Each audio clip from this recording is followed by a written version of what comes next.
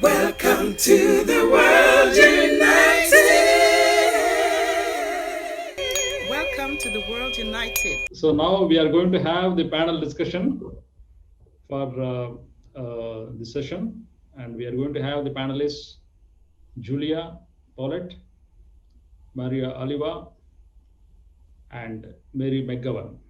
And the topic of this panel discussion is going to be individual awakening for a global spiritual awakening.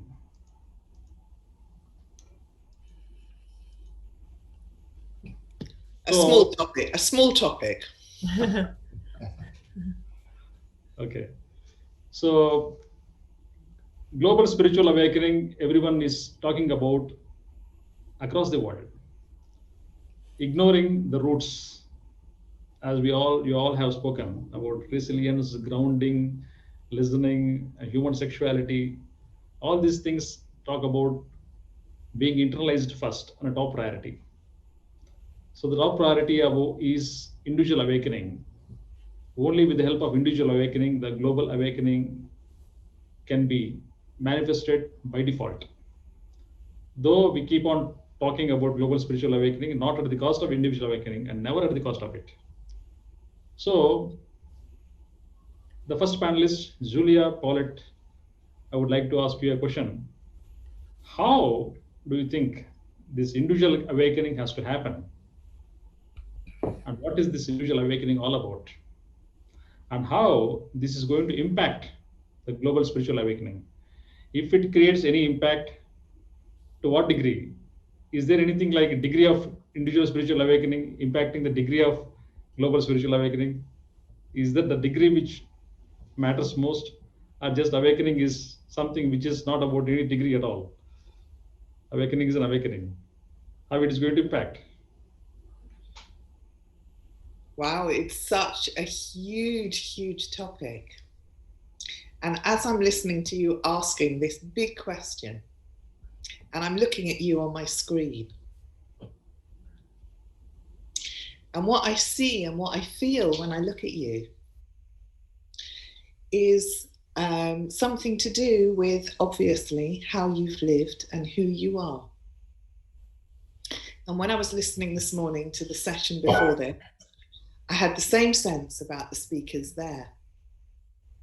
And it makes me think of times that I've been on the tube train here in London, in Britain. And sometimes you can just have a feeling, a sense, a connection with a complete stranger. Maybe your eyes meet, or you have a smile, or even a small conversation. I've had that many times. And I don't want to answer your question in a theory. It seems to me that it's about us living it and what we do with it. And it's accidental. There is no, grand scheme or idea about it. It is the little moments. It's the little moments of how we affect each other as we walk down the street and what we create together. It seems to me. Thank you, Julia, Paulette. For you, Maria Oliva, we all have been listening a lot about the 100th monkey experiment. A monkey 100th monkey experiment. Your sound was very bad. Could you say it again? Okay. Just a second. Yeah. So 100th monkey experiment, you all have heard. No. So a monkey which has been trained in certain skill and talent in one area of the world, based upon the new skills, the new talent, the monkeys across the world, diagonally opposite. For example, somewhere learning of Micronesian Islands and Hawaii Islands, completely diagonally opposite. The new monkeys which are not trained actually in the same skill are able to learn with great ease.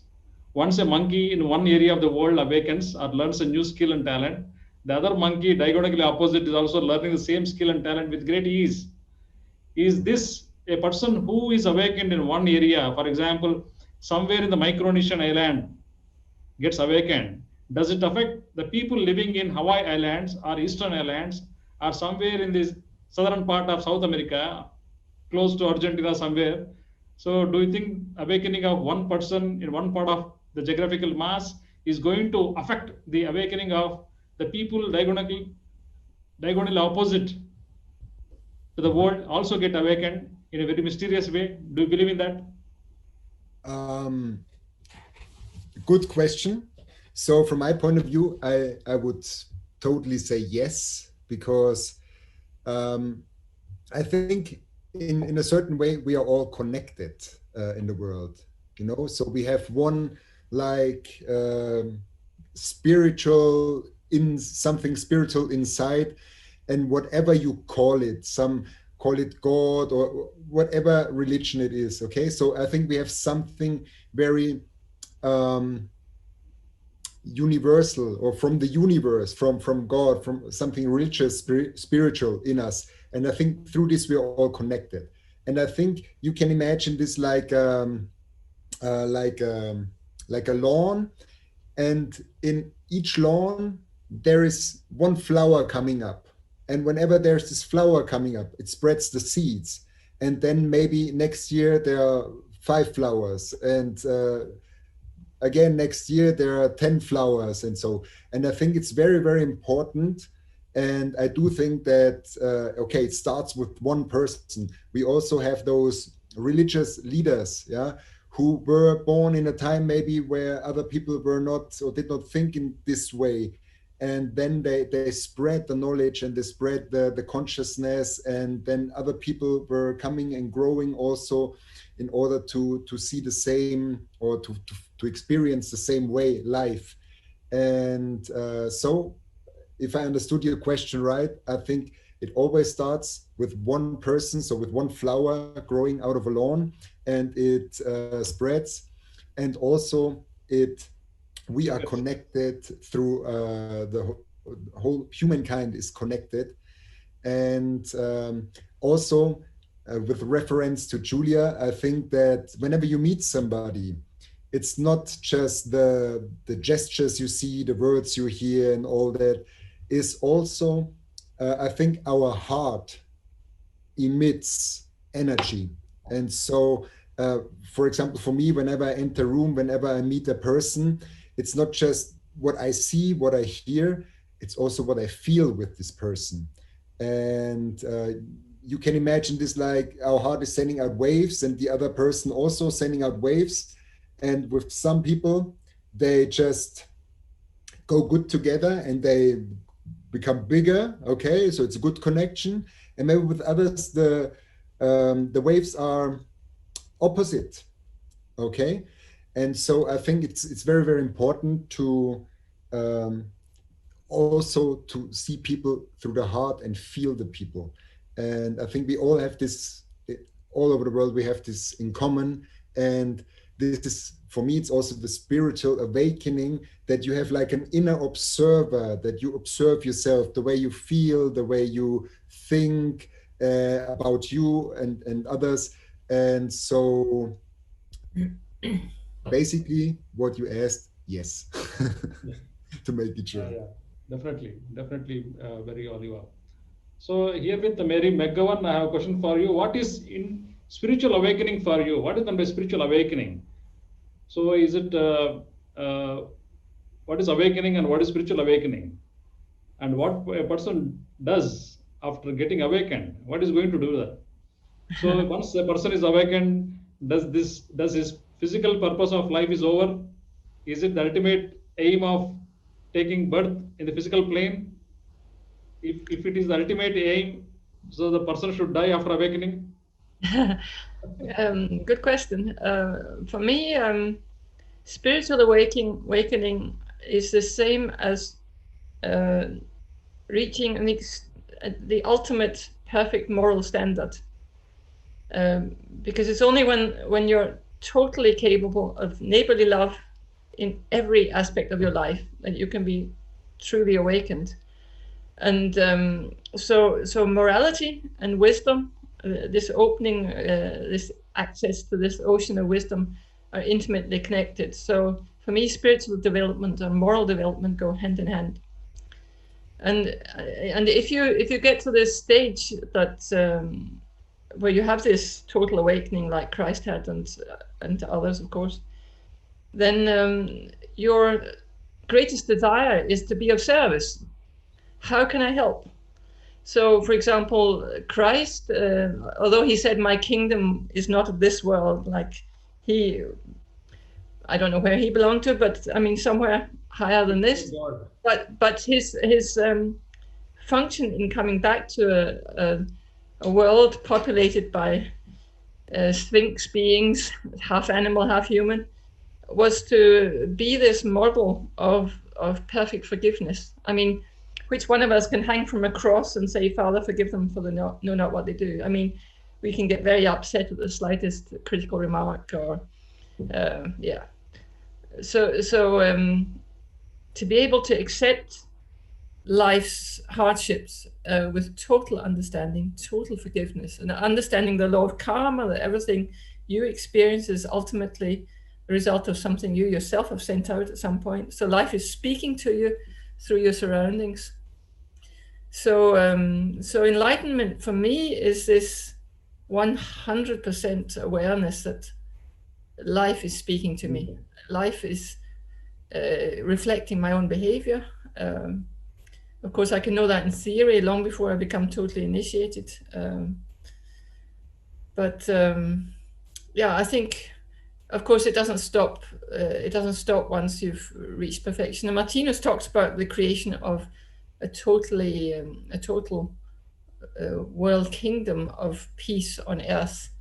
Like, we're struggling so much in the moment. There's so many wars. There's so much illness at the moment, particularly. There's so much financial discord, and I mean, maybe one of the biggest wars at the moment is this financial war that's going on around the world, the war of profit and so on. So I think once you become initiated, you want to create this world of equality and love of one's neighbor and the nourishing of one another's talents, and yeah, you want to be of service. You want to do what you can to help in every aspect of society. So it's not the end, it's more like the beginning. Yeah. I don't know if that makes sense to you. Yes. So, yeah. Okay. Yes, Julia, another question for you. The questions are spontaneous, and yeah, and the answers, of course, are definitely will come from your inner being, inner voice, inner soul. Am I audible to you? Sorry? Yeah. It's audible, sir. Yeah. Okay. So the next question for you is going to be, Who? when we call individual awakening, the word individual is something which is related to blending of two, no duality.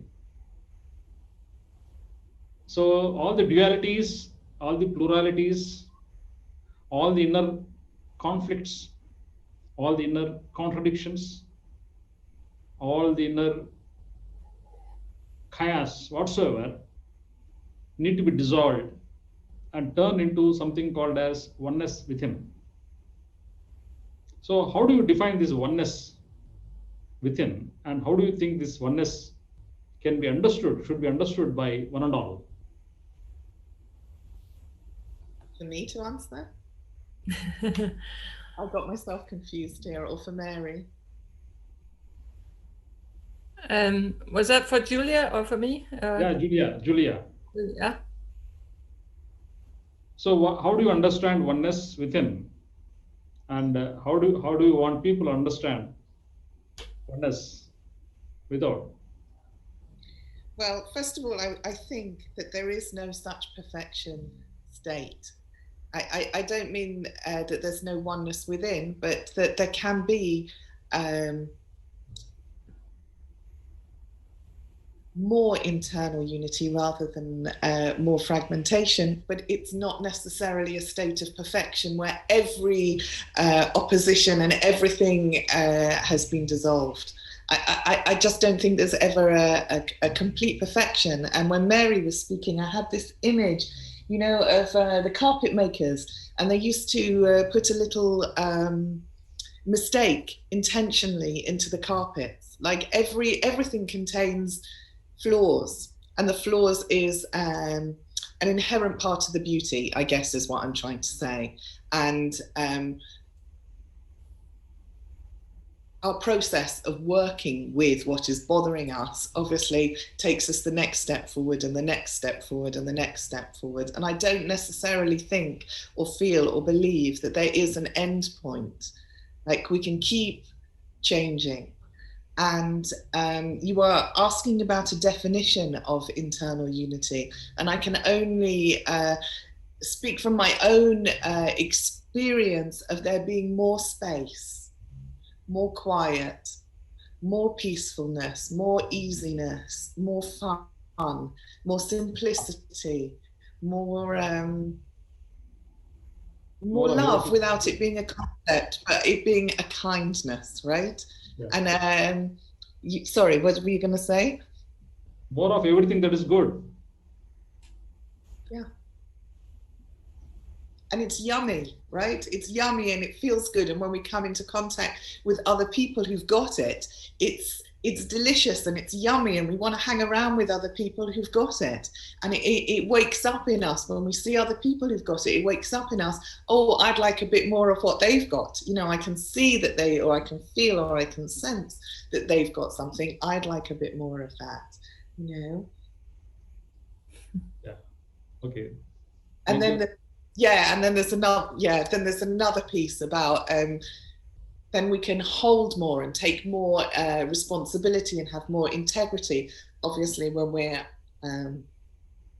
more whole and less pushing it out onto others.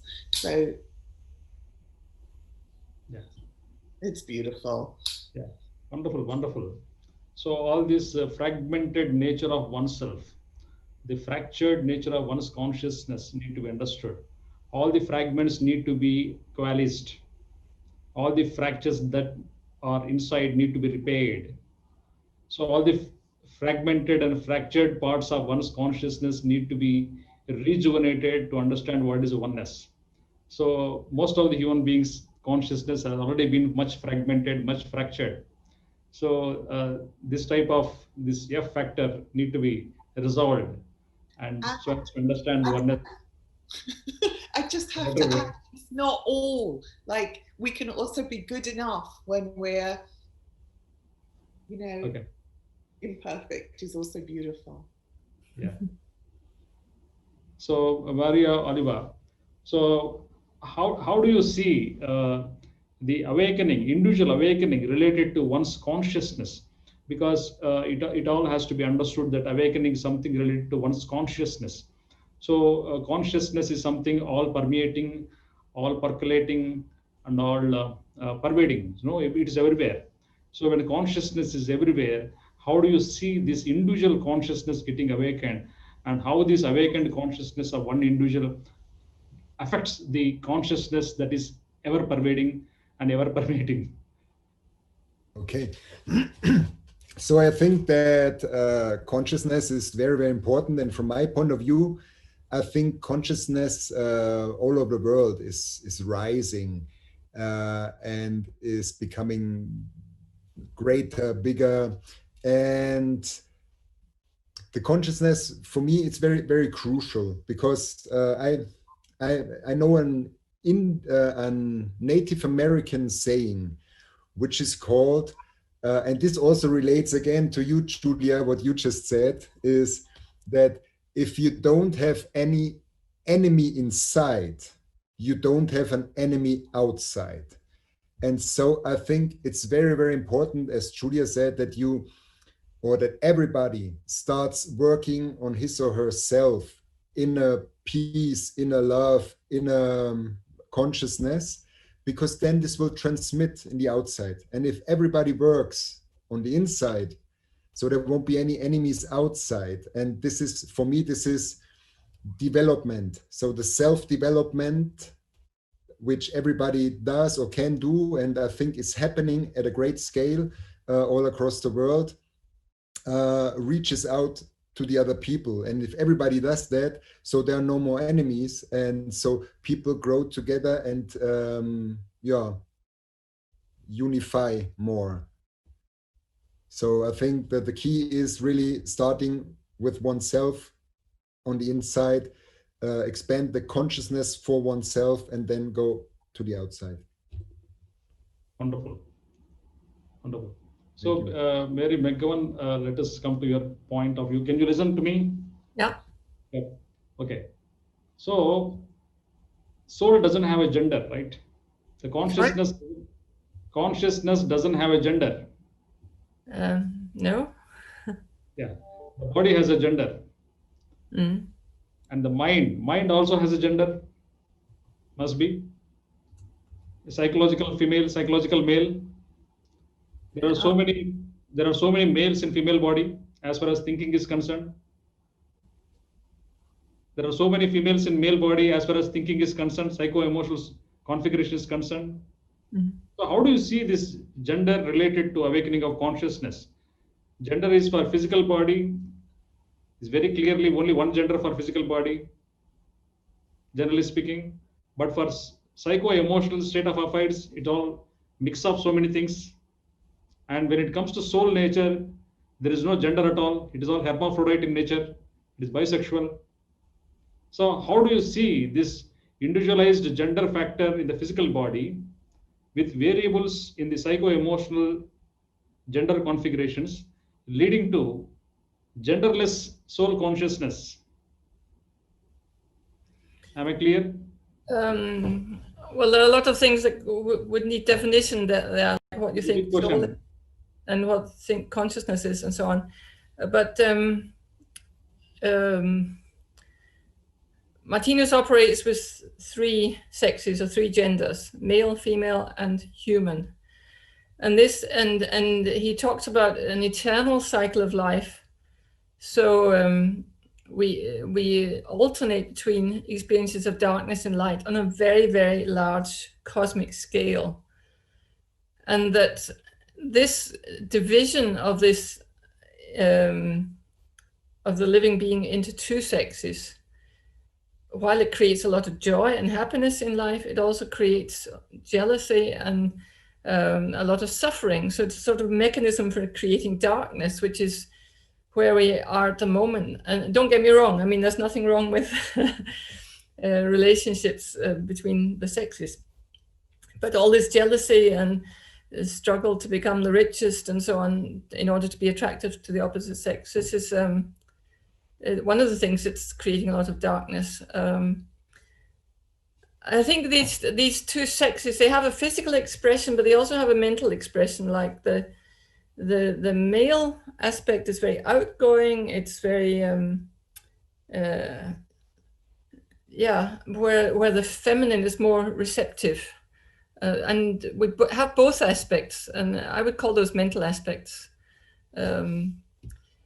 But I mean, essentially, we have these 2 poles in us all the time. It's just the amount we have fluctuates. And if you think of the whole universe as a living being, then in which we are micro beings, then both sexes are in total balance all the time. So I think I'm struggling a little to understand what you mean by soul and what you mean by consciousness, but I don't know. Can you clarify your question a little? You need to unmute. The body has a very clear-cut gender. Yes, that's right. The body is either female or male, depending on the chromosomes XX on XY. Yeah. Very clear. And it is called as a biological gender. Yes.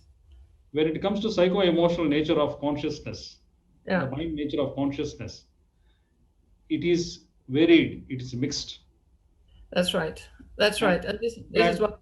Yeah. In fact, when it comes to soul consciousness, there is no gender at all. Yeah. It is genderless. The phenomena of soul is absolutely genderless, because soul is something synonymous to consciousness, and consciousness doesn't have any gender. So how should a person should evolve from this physical gender, the biological gender in the physical body, with a variable mixed type of gender in the psycho-emotional state of affairs, rise himself to genderless state of affairs called as consciousness awakening, or soul awakening, or enlightenment, whatever you call it. How this gender is going to play a role in awakening process which is genderless? Can a person use gender to become genderless? I wouldn't call it genderless, but I would call it a new gender where these two genders are in balance. Because I don't, gender can't come from nothing. It has to come from something, and it can't become nothing. It can become something else, or another kind of gender. But I don't think it can disappear. So I think, according to Martinez at least, that what we're approaching now is this balance, where the male and female states are in balance. And we do meet this phenomenon where you can have someone who has a male body, who's biologically male, but thinks like a woman, feels like a woman, and totally convinced internally they're a woman. And Martinez's analyses offer an explanation of this. But of course, these are transition stages towards this stage of being totally in balance. And I think it means that you can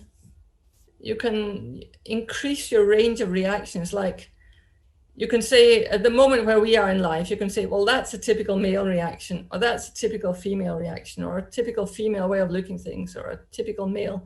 But the more these two sides of oneself come into balance, the more you can use this whole spectrum of the most strong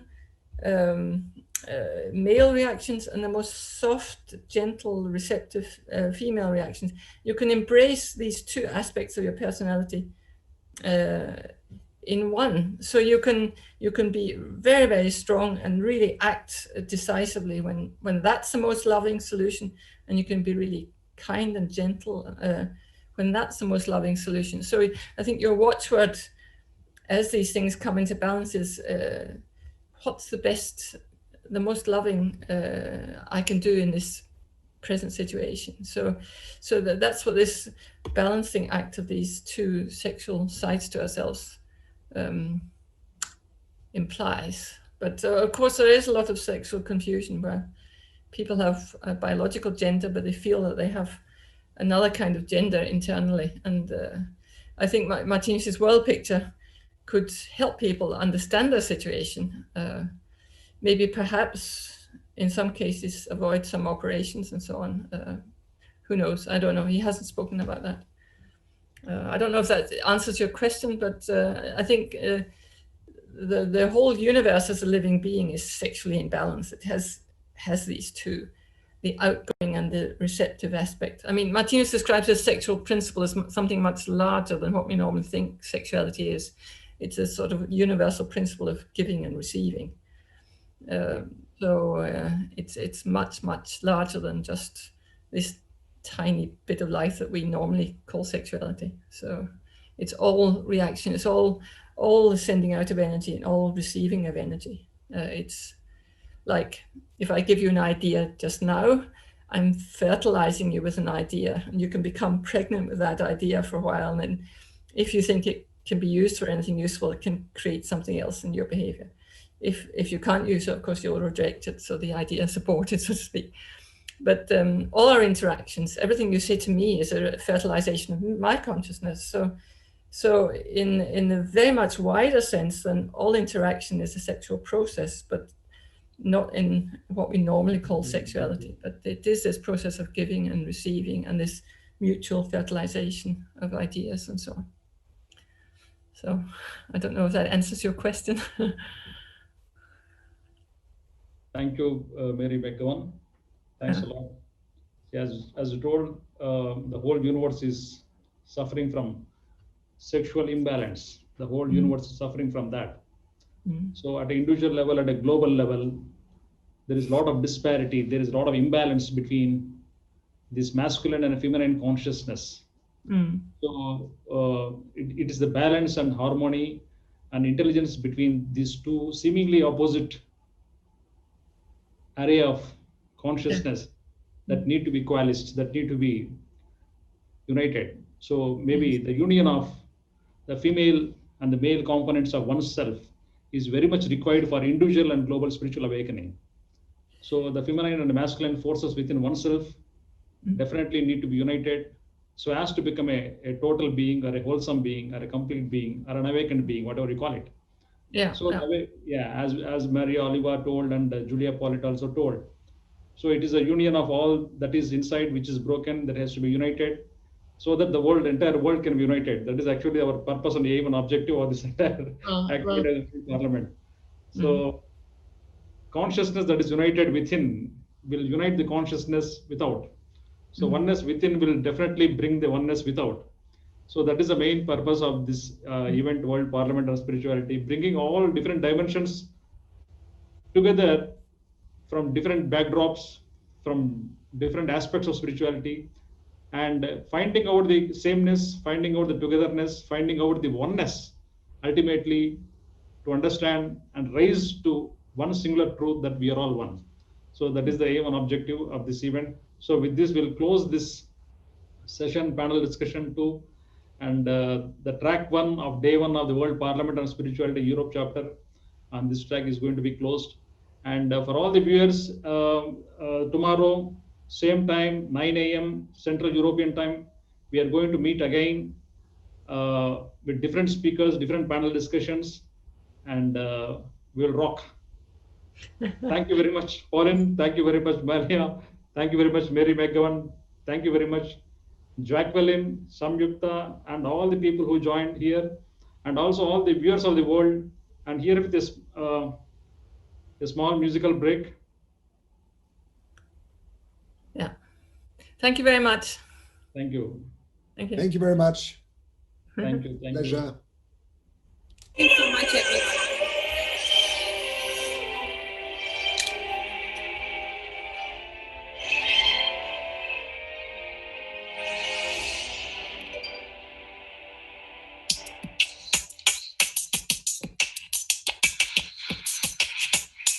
The world united.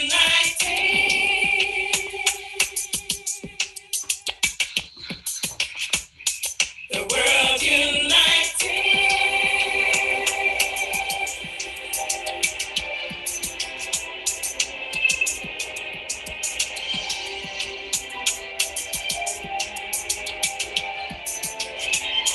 The world united.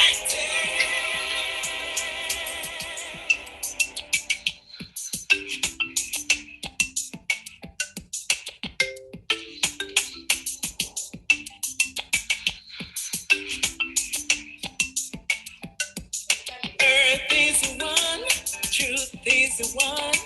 We are one, so let's be united.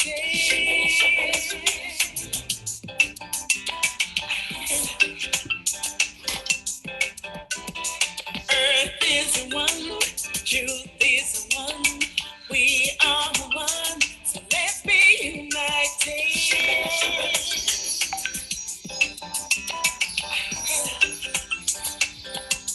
Where we can find the truth and the light, the joy and the peace and the love.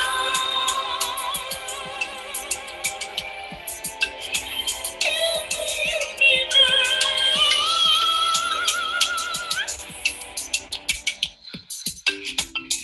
the world united. Our light shining bright, so let's unite. Let's be united.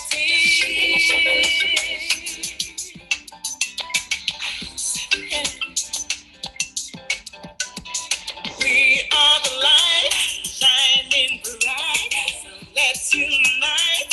Let's be united.